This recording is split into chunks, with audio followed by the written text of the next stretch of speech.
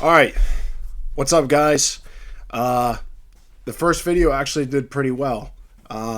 So obviously, I'm here to make a second one. So the second video this week is going to be about how fasting destroyed my life. But did it destroy my life is the actual question. So I have a lot of experience with fasting, and there is a ton of information out there on the health benefits of fasting. So why would I be making a video like this, not advocating for it? Well, it depends on what your reason to do it is, and it depends on how long you're doing it is. So, in my experience, the first time I ever did a prolonged fast, and when I say prolonged, I mean far exceeding something like 3 days. The first time I ever did it, I did 30 days, and the second prolonged fast I've ever done was 21 days. So, with that being said, I think I have enough experience to be able to give you a fair warning about it if you ever were to endeavor on that. So first thing I want to talk about is the benefits of fasting. So now I'm just pulling this from the back of my mind. It's been a while since I thought about it.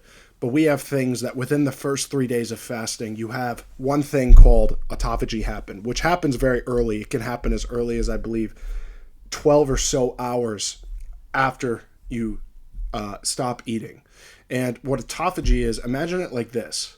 So when your body is constantly eating, it's in an anabolic state. Anabolic means you're building up. So, for example, I'm sure all of you have heard about something called anabolic steroids.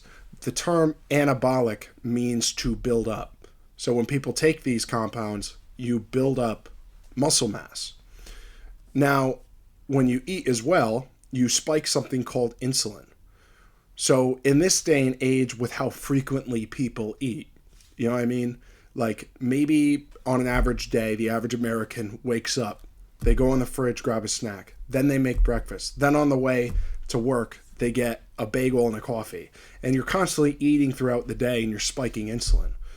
And this obviously isn't natural for our bodies. I mean, it was only 120 years ago that the Irish immigrated to our country because they had no food. So it's perfectly normal, and our body is experienced through our evolution to go through times of famine. But this has its own benefits. So in terms of our evolution and survival, autophagy is a mechanism to where it's cellular cleaning. So your body becomes a lot more efficient. So the first thing when you fast, obviously you're going to deplete your glycogen, which is basically carbohydrates that are stored in the muscle. So when you stop eating and you're no longer burning food that's converting that energy, your body first goes through all of your glycogen. This starts with the liver, and then it starts with all of your muscular tissue in your body. So once you burn that off, your insulin especially will begin to lower dramatically. And then an inverse hormone comes up called glucagon. Glucagon is a hormone that signals to your liver to have cells throughout your body start releasing I believe it's triglycerides, into the bloodstream to be converted by the liver into ketone bodies, which essentially is fat burning.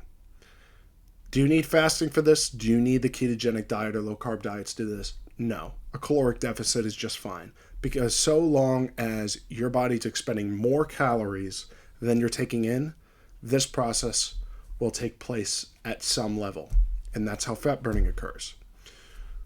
So long-winded, the reason why all of you clicked on this video is about fasting, so I'll stick to the point. So fasting for a few days is not a problem. There's tons of studies out there that have already shown the massive benefits of it. With this being the case, first, I'm not a doctor. I'm not even a nutritionist or a dietitian. I'm just some dude on the internet that for some reason you clicked on my video trying to think I'm a scientist. But I'm not, but I can give you my own experience. So that's your disclaimer. So, with fasting, the things you need to keep in mind when you do it is, first of all, what areas are you normally on a day-to-day basis deficient in?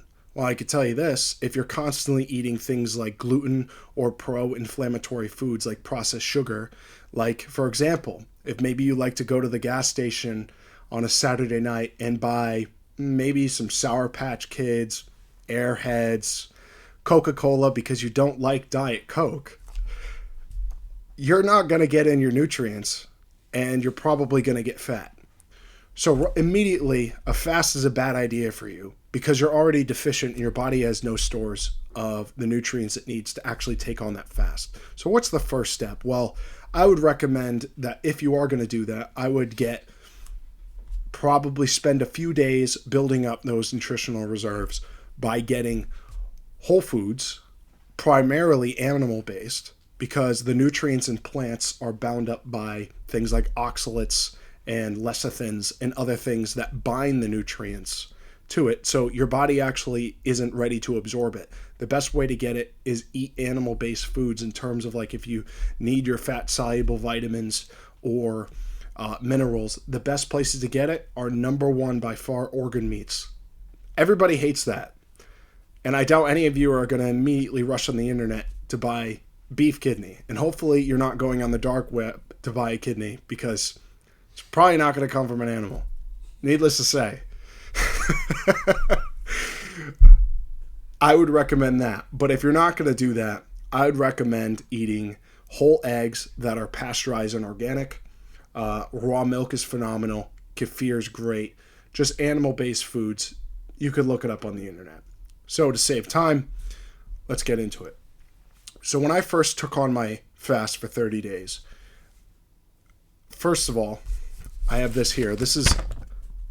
These are 4 packets of DEXA stands that I got for before and after. So the first time I ever did this, going into the fast, I weighed 261.5 pounds. And to put that in perspective, my lean mass was 188.4 pounds. So what that means is all of my body that is not fat. So that means that literally I was sitting at probably 25 to 30% body fat. After 30 days, I dropped from 261.5 pounds to 214 pounds. And now, wait a minute. Everybody always talks about, they go, aren't you going to lose all your muscle mass? I mean, your body's going to starve. Like, you're not going to burn fat. You're just going to burn all your muscle away. Well, look at this here. I lost a total of 47.5 pounds. I went from 261.5 to 214 pounds. And my fat mass went from 64.4 pounds to 33.4 pounds. I burned 1 pound of fat per day. The caveat here is that if you look at my lean mass, it dropped 16 pounds. That's a lot of lean mass. That's a problem. And that's one reason why I don't recommend fasting, especially for such a prolonged period of time, because you can only go so long on the few amino acids that your body's holding on to for maintaining muscle. And in a state of, we talked about anabolic, now there's a term catabolic. It's the opposite. It's breaking down. In a catabolic state, to where your body's going to be like, yo, look, dude, like, I don't know where the hell we are, but there's no food. So we're going to get rid of some of this muscle because we have different priorities now because we don't know when we're going to get fed next. Now, little did my body know, I, at the 30-day mark, was going to eat an entire pot of my mom's homemade chicken soup and then stop at the gas station for Sour Patch Kids, Skittles, and a Diet Coke. So, anyways, that's a number one problem. Now, however, I did the second experiment, which lasted 21 days.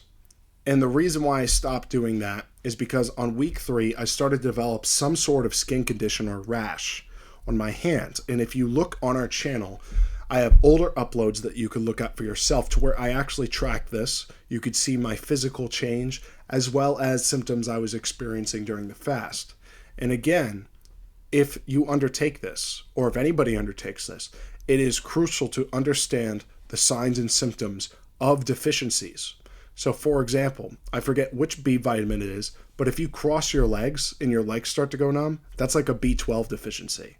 How do you combat that? Well, you better make sure that you know so that way you can actually supplement that and get your body right, because that's going to have neurological issues if you have another 10 days in your fast and you don't consume it.